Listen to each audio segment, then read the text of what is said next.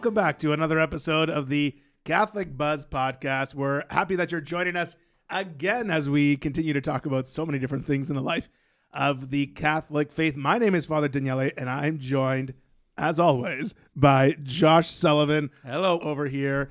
Josh, how are you? I'm doing pretty good. Doing okay. Long time no see since last week. It's been like almost like 3 days. And over here we have Matt Van Milligan. Matt, welcome to you. Hello. Yeah, Matt, have you?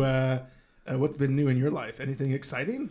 The snow's starting to melt a little bit. I know. It's so nice, eh? That really is. The days are getting exciting. longer. And they're predicting that we're not like in the middle of like second spring or something. Like we're in the actual springtime. Do you see the light shining in the dark basement that you live in?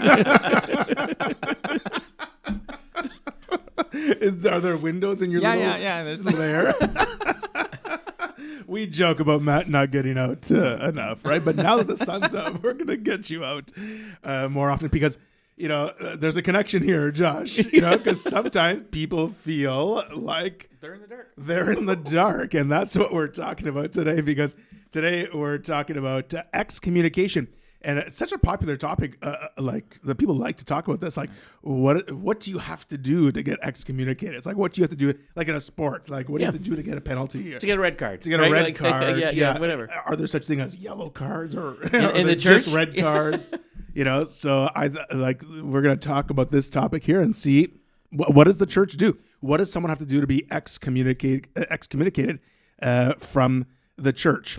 I think there's a lot of misconception about this too. And until I started looking into it, there's a couple things that I found out just doing a little bit of research about it. But one of the biggest things right off the bat is a lot of people think that the church excommunicates you. Yeah. And that's the wrong notion, I found out. Well, it's not completely right. It's not completely right. I guess that's the right word. Yeah. Yeah. And it comes down to what excommunication actually means, because a lot of people you hear same thing with heresy. The word is like somebody's branded a heretic, or there's you're kicked out, and excommunication is you're kicked out of the church, when that's not really what it is or what its function is at all. It just means that you are out of communion. Excommunicate. Yeah, coming out of communion with the universal church. So that can be as a result of a decision that you've made, a behavior that you're not acting in a way that is in communion, and then by doing so you excommunicate yourself. But there are situations and circumstances where the church recognizes that someone has done this, or someone is in this kind of de facto state. Yeah, and so right off the bat, there are two types of excommunication in the church, and they both have Latin names. So the first type of excommunication is called ferende, which is a Latin word for something to be suffered or endured. Okay? And I think we'll give that some context of what the church sees excommunication as. But that's one, and that is one that's explicitly announced by the church, right? By the church authority. So they will actually have to say, this Josh, individual, you are excommunicated from the church for these reasons. So that's a ferende sententia. It's something to be endured. It's a sentence to be endured. The second type of excommunication is a late sententiae, which is an automatic sentence. Automatic excommunication. Automatically excommunicated. You're automatically excommunicated by actions that you've done yourself. So the church doesn't have to send you a letter or make it public that you've done these certain things yourself. And so you've incurred that excommunication. Basically said, here's the line, and you've stepped over it. As soon as you step over this line, you're excommunicated yourself. And we're going to talk about, obviously, what does it take to be automatically excommunicated, right? But it's really important to understand first, before we even say that, is what is the purpose of an excommunication? Yeah. Right? Yeah. Is it just to say you're not living up to our standards, and so we want you out of here? Yeah. It's a lot of people think that it's this is you being kicked out of the church. Right. But properly speaking, it's actually a step on the way to restoring someone to full communion, or that's the intent, or that's the agency of the act. That's that right. It's you need to recognize that you're in error. You need to recognize that this behavior actually places you outside of communion. And that, you give people a way back. You give people the opportunity to repent, to and we'll talk about kind of what that process looks like. I was going to just say that's part, like, so they can actually, even though we call it excommunication, people are encouraged, I think, even from what I read, was to come to church. They can't receive sacraments. We'll talk a little bit more about what it means to be excommunicated, but they're actually encouraged to come to church. Like, it's not about being kicked out of the church. In fact, it's the opposite. Like you said, it's on the way back to the church and encouraged to come to church. More like you're getting put into the RCIA program again or something. You know what I mean? Kind of like that. You know, you can come to mass, you just can't receive the sacraments. You know? Back down to the farm team. Yeah. The way I look at it is like, just as someone has mortal sin, let's say, and so they've removed themselves from the state of grace, they've removed themselves from receiving the Eucharist, right? They go to confession to clear up that matter, to absolve their sins and return to the state of grace. In the same way, the church sees excommunication as a healing penalty, as it's like, both of you are dads. Yeah. Sometimes you have to say to your children what you've done was wrong. And there are steps to take to make that right. 100%. Yeah. And that's what the church does. So the church is just kind of stating something like, hey, what you're doing is wrong. And it's also an invitation to right that wrong. It's not just a get out of here, see you later. Yeah. Right? You're exiled to the rest of the world for the rest of eternity. Exactly. Yeah. So an official excommunication, because I think people think that it's like, oh yeah, 100%. You're excommunicated. You are banished from ever being Catholic ever again. The church just wants you out. Yeah, you're no longer allowed in heaven. Exactly. Right? I think that's it. But Exactly. but the whole purpose of the church and Jesus and forgiveness, and like we preach forgiveness. We preach about everyone being a child of God and coming back. And if you're willing to make that the sacrifices or the choices that you have to make to make your way there, then And it's funny because I have this conversation sometimes with my Protestant friends or like people who maybe challenge my decision to become Catholic, and they're saying, okay, well, if you hold to the Petrine text, if you hold to like Peter's the Pope, that like there's an authority to the church on the earth, and it's like what you bind on earth or will be bound in heaven. Is like, okay, the like excommunication, does that actually like condemn people? Does that have the authority to condemn people to hell? And it's like, well, that's a misunderstanding of excommunication, because it's not a condemnation to hell. It's an invitation to heaven. It's an invitation to return. So here are the steps. Yeah. This is the way to get back. Yeah. Yeah, exactly. So let's go through. So there's the one so a competent church authority has to declare an excommunication for the first type, the ferende. So who's a competent church authority? It could be the bishop. It could be the bishop. Competent It authority. could be like me, the reader. No, exactly. Be the lector. And not even your parish priest. No, eh? Right? So it has to be someone who has like authority. the bishop or the Pope. Cardinals Someone from the Vatican. Yeah. Exactly. Okay. So how does someone automatically incur an excommunication? So the church is pretty clear, and this comes from the Code of Canon Law. So the Code of Canon Law is basically the law of the church, which binds all Catholics. Yeah. Right. Does every diocese have a canon lawyer in? Pretty much, pretty close. I mean, I would assume so. Yes. Yeah. I don't know. 100%. Well, I know that there's a lot of canon lawyers here in the Sault Ste. Marie diocese. There's 2 or 3 that I know There's of. priests who are canon lawyers. There's yeah. also people who work in the chancery office that are canon lawyers. That's what I Yeah, was thinking. exactly. Yeah. I'm sure every diocese does. Yeah. It's very important. So the Code of Canon Law binds every Catholic. So an automatic excommunication is incurred by the following. Okay, there's a couple. So let's try and stay on track. So number 1, anyone who commits heresy, apostasy, or is a schismatic. Okay. So heresy is quite straightforward, I think. Like someone. How would you define it? It is, yeah. So heresy, like you got excited. No. You're like, I actually learned something about heresy. That's awesome. So that like heresy, like the classic definition of heresy is holding to a teaching that is in opposition to the teaching of the church and persisting in that belief after you've been corrected. So like that's something that like it's not just having a wrong idea. It's once you've been corrected, once you've been kind of you just keep going down that road. Encountered the right to, you persist in that error. I've recently found that learned that a kind of subordinate definition is persisting in doubt of one of the dogmatic truths of the church. Interesting. That can also qualify for heresy, which is a weird thing to get excited about. But it's fun to. You're excommunicated. It's fun to learn things. Yeah.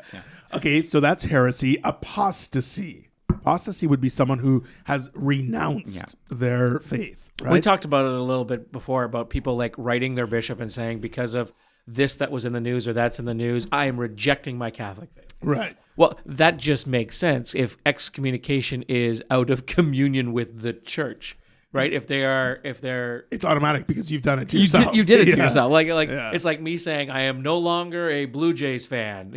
Right. I'm no longer in the Blue Jays family. But there's a difference between someone like, we talked about people who just don't practice their faith, who have removed themselves from the life of the church, and someone officially saying, like, that is it. I renounce my faith. Yeah. That there's a difference between someone who's just, who's made it official. I was going to say letting their faith lapse and someone who's actually terminated the contract. Exactly. Exactly. Yeah. Okay, and schismatic. So that was apostasy. We talked about heresy. Schismatics.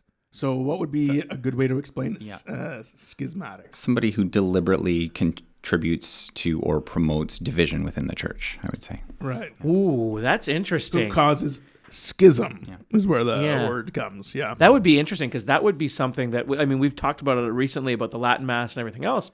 We would be playing awfully close to certain blurred lines there when it comes to that. And like where some of the societies that I know of have come into play, right? Yeah. Recent examples of people who've been kind of chastised under these are people who have formed those more divisive communities. Right. Yeah. Okay, so that's canon law. If you are looking up canon law, that's 1364. Number 1364 in canon law. So apostasy, heresy, and schismatics. The next way you can incur a penalty of automatic excommunication is very obvious, and this probably should be at the top of the list, maybe, I don't know, the desecration of the Eucharist. Yeah, 100%. The desecration of the Eucharist, which just saying that makes me sad. Yeah. Hey. It hurts. It hurts. It happens. It hurts the whole. It happens. I can tell you as a priest, it happens. People, so let me maybe I'm going to go off on a tangent here because I know in our parish, for example, a couple years ago, I made this change where you can't just come up. It was the practice in the parish to just come up and with a pyx. You know what a pyx is? It's like that gold little. You can hold Jesus in, and you can take like Jesus to go. Take out Jesus. That was on. Yeah. It was a to go Jesus. Yeah. And people I didn't know, people sometimes not even from our community or whatever, were coming forward with these pyxes and asking 2 please or 3 please or whatever, and you don't know where that's going. And so we made a sharp change to that practice starting I think it was the first Sunday of Advent that year, where it was like, no, if anyone is taking the Eucharist out of this building, we need to know who you are. Know that you're going to respect it. Know where you are bringing it, and you need to have the permission to do so, right? So no one, no random can just. So you sort of have to pre-register and let us know, and we have to know you and all that stuff. There's even like we go through what the steps of how. Like I remember I was there one time when you were talking about you need to leave the church immediately. It's no longer hanging around or going to Coffee Sunday with Jesus in your pocket. You know what I mean? Yes. For those who were actually taking the Eucharist to the sick, that's right, and the shut-in, and that's I should actually clarify that. So why people were coming up with the pyx is to take it for the sick and the shut-in. They weren't just But after we made that change, you started to see a number of people just stopped coming because they were bringing it home to people who just weren't coming to mass. Anyways, Jesus to go. I told you I was going on a tangent. It was a tangent. And the reason we have every duty, especially as the pastor of a parish, to protect the Eucharist, because it has happened. I've seen it happen where people steal the Eucharist from parishes and take it to participate in some sort of black mass or sacrilegious ceremony of some sort. It should appall every single Catholic. It should appall every single Christian, any person of goodwill, that there's something sacred in our religion is desecrated like that, and especially for us, the Eucharist. Like so we have to take steps to do that. So yes, the desecration of a Eucharist is an automatic excommunication. Which just makes sense. Again, Yeah. if we believe that that's the body of Christ, then you're torturing him again. Yes. Like, or however, you're desecrating him. So. Okay, the next one is don't try this, Matt, because I know you've thought of it sometimes. I'm just kidding. A person who physically attacks the Pope. I got to be honest with you. I don't know. I mean, we know. So we laugh at this, but there is an actual example in our history, recent history, of the guy who shot at the Pope. Of course. And what I love about that is kind of a perfect example of excommunication. He immediately excommunicated himself when he tried to shoot the Pope. Yeah. However, the Pope visited him in prison. Like, he was in prison and he was caught, but he visited him. I can't remember how often, but it was on a regular basis, and then became like his confessor, and it was a beautiful transition. Yeah, that was May of 1981. 1981. That John Paul II got shot. Yeah. And so we laugh at that, but that actually happened. Yeah, there's a we reason. should clarify. Yeah. I was more laughing at Matt. I wasn't laughing at the idea of physically attacking the Pope. So people have tried it, of course, and that's just in our recent history. Like that's in our. Yeah. Well, I wasn't alive in 1981, in case you were wondering at home, but that's in our recent history. In long-term history, where the popes were more like, you try and get near the Pope today. Yeah. There's a whole security team, and whatever. But back like 1,000 years ago, then when fights would break out about certain things, there were you had much easier access to the Pope, right? So that is another one. So a person who physically attacks the Pope. I should actually add in there a priest, maybe, just for my sake. No, I'm just kidding. Okay, the next future popes. Yeah, right. The next one is here, speaking of priests, is a priest who in confession solicits another to violate the sixth commandment. And that's canon law 1378. And what is the sixth commandment? Remember we went through them? I know. Yeah.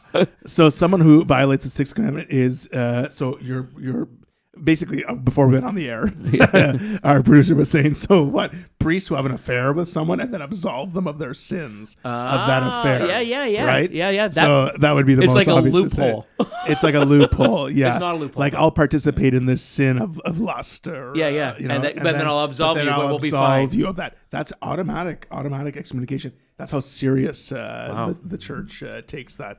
Okay, the next one is a bishop who consecrates another bishop without papal mandate. Oh. So you can't just go make your own, you can't go ordain. That your makes own sense, bishop. because then without the authority of the church behind you, you know what I mean? You can't just consecrate. Otherwise, some schismatic bishop, if you will, could just go and create their whole whole horde of bishops. Exactly. On their And own. if we have time, there's examples of that we'll, there is, we'll get to. Okay. Okay, the next one is a priest. Again, so a lot of these are against clerics, right?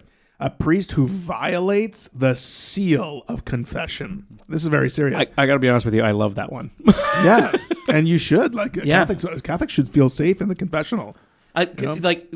So that's why that the court of law can't force a priest to say what was said in confession, because by doing that, by forcing them to say something, then they are in a way excommunicating themselves from the church. That's why their penalty is separating themselves immediate in excommunication. And they know that. That's why they don't do it. Yeah, and in recent years, I don't know if we talked about this on another episode, but in recent years there has been courts around the world that are trying to get priests to violate the seal of confession, and the priests, God bless them, and I would do the same given the situation. They're like, okay, we'll go to jail then.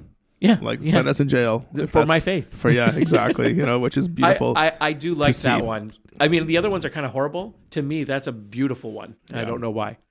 Okay, next one is a person who procures an abortion, and that's canon 1398. Okay, so someone who's had an abortion. See, this is a big one, and I think we haven't had the abortion talk on this show yet. Coming up. I know it's coming up. It's coming up. We've talked a little bit about it, and we know that what the Catholic Church teaching is on it, and that they do never.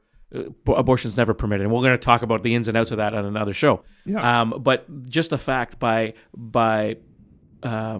having an abortion, you excommunicate yourself, and that's part of because you are killing, right? And you're violating that.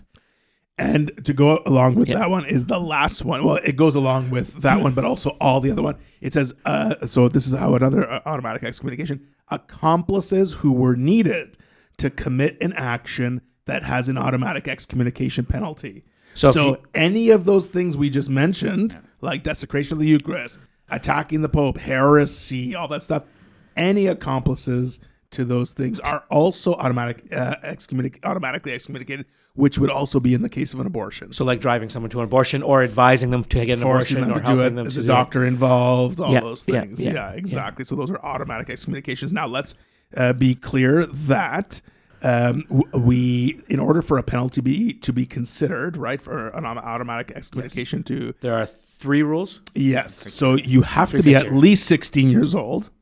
Okay.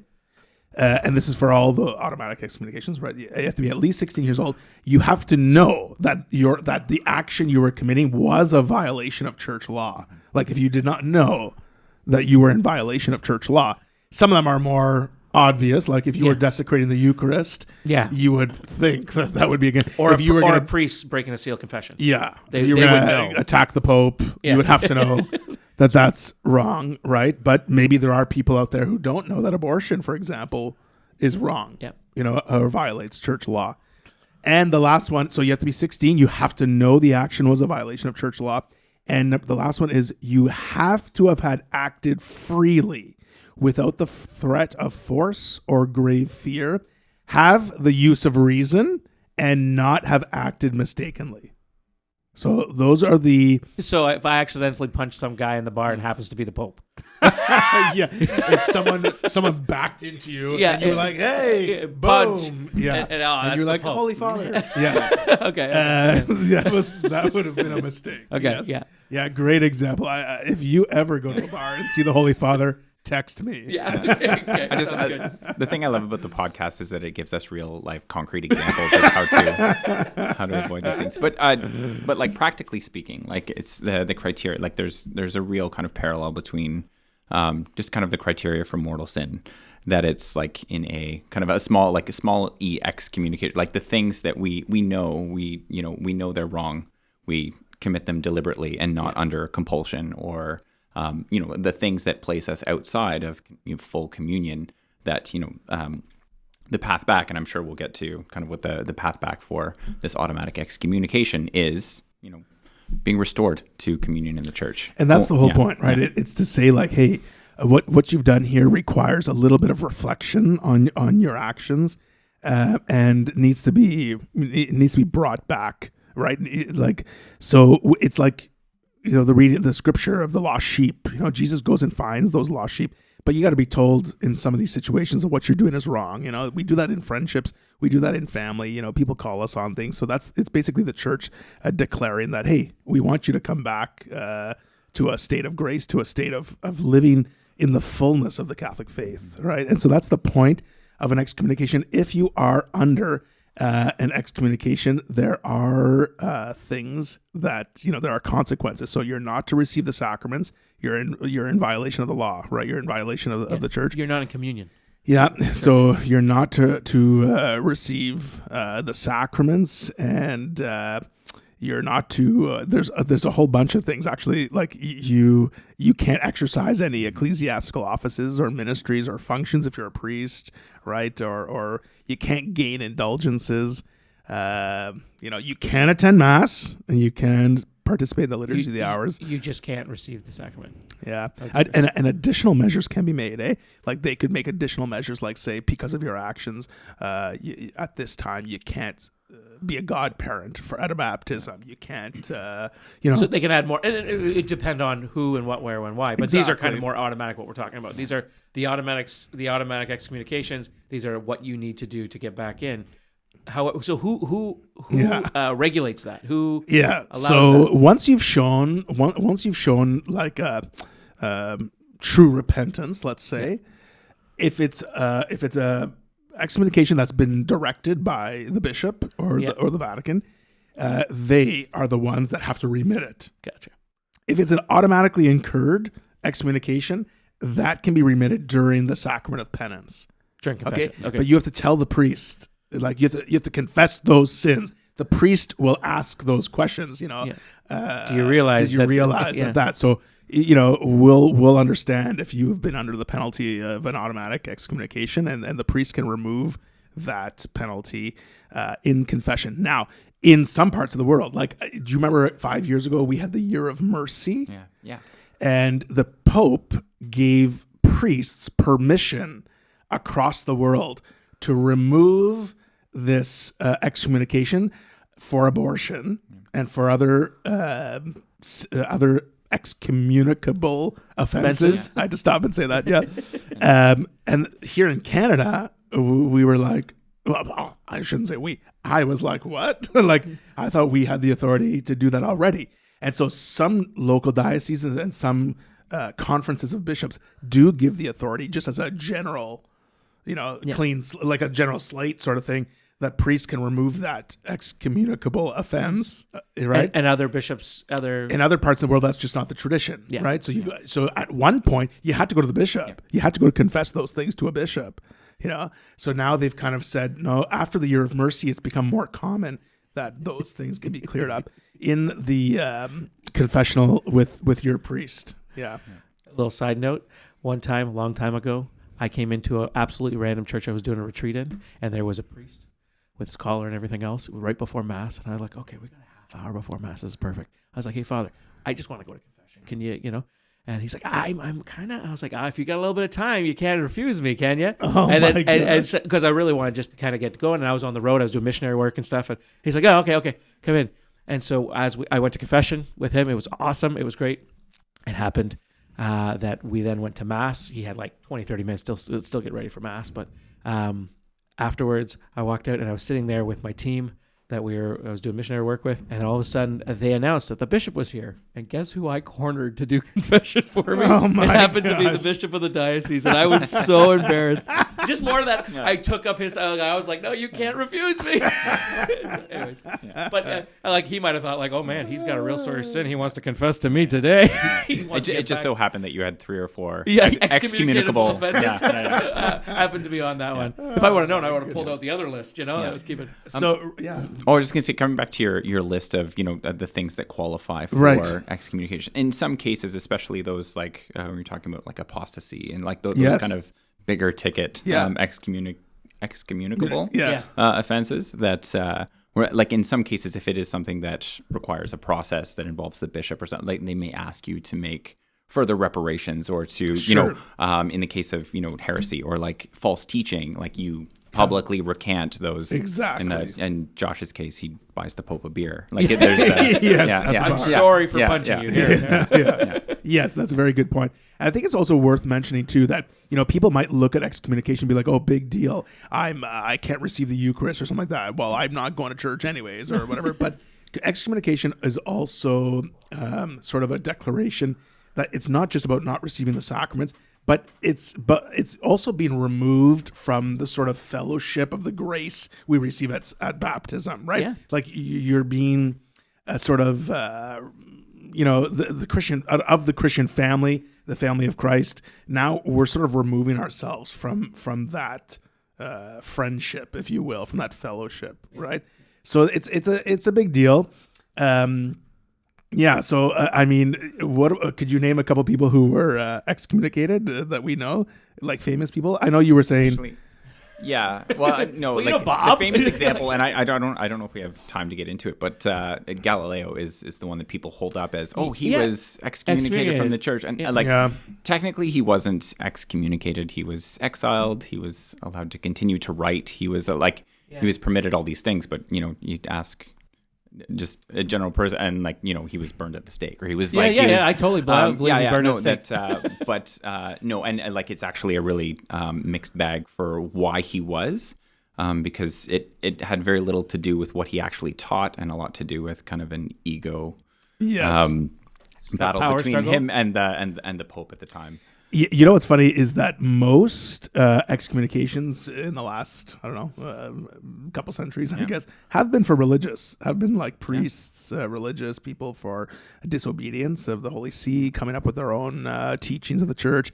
You know, back in 2007 in Canada, the Canadian bishops announced a decision by the Vatican that there was a community called the Community of the Lady of All Nations. And at first, like in the 1970s, this was sort of a group that was said like, hey, this is a good Catholic group. It's a mystic group and all these things. And they have good prayer. But then the foundress of that community started telling people that she was the reincarnation of the Blessed Virgin Mary. Yes. And it took like, this is also a good time probably at the end of our episode to say that excommunications by the Vatican or your bishop sometimes don't happen like that. No. Because I know for that one in particular, there was a 6-year investigation in this community, and the Vatican finally declared an excommunication for their heresy, and the Canadian bishops announced it in Canada. If you belong to a part of this, 2007. then you are excommunicated. Exactly. So by putting yourself into this group, you are excommunicating yourself from the church. Yeah, so pretty serious. And I can think of a couple of examples where bishops, especially in recent years, you know, there's a group of apostates, I would say, and definitely heretics, I guess. And I'm using the canon law language. I'm not judging or name calling. But, you know, they would go, there was a bunch of ladies, a bunch of women who would go out into the boat and be ordained priests by a bishop or someone like that. You know, that all, you know, these people are all excommunicated from the church because they've clearly defied in a public way. You know, people who pretend to celebrate the sacraments, or priests who have been excommunicated and continue to sort of simulate the celebration of the sacraments. Like, these are all problems that happen. They might not happen in your hometown or whatever, but this is why the church has excommunication. I know people joke like, "Oh, you better not do that. They don't want the church to excommunicate you." But it's not like a willy-nilly thing where it's like the church is throwing out excommunications. Serious. It's for serious. And it's kind of important to look at too some of our most recent saints as well. I'm thinking things like Padre Pio or some of the saints, Saint Teresa, Thérèse of Lisieux, or some a couple others that I think of off the top of my head. A lot of them actually became saints through their obedience to superiors, and so it's something that's highlighted. Meaning, if all of a sudden the bishop says, "Don't do this," even if he is wrong. Like in the case, let's say of Padre Pio, I'm going to use them. His superiors said, "Don't do this," and so he listened. Yeah, and he listened to them, and then all of a sudden he started getting the gift of bilocation or some other things that were happening. Like God was gracing him beyond the shadow of a doubt.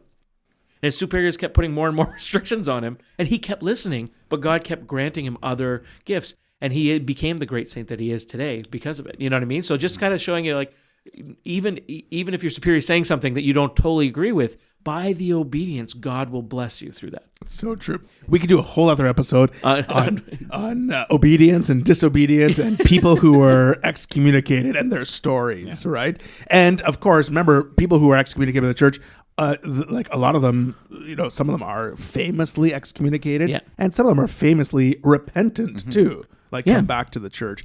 That's all the time. We've excommunicated our time slot here.